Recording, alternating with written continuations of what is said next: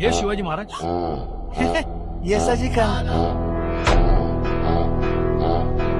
मग हे मालूस रे तानाजी मालूस रे हे आपले नेताजीराव पालकर. हे म्हणजे आपलं बाजी सर्जेराव जेदे. हे आपलं रायाजी बांधल देशमुख. हे तर नक्की संभाजी कावजी. मग हे नाही वहिनी साहेब हे आपलं जीवा महाराज.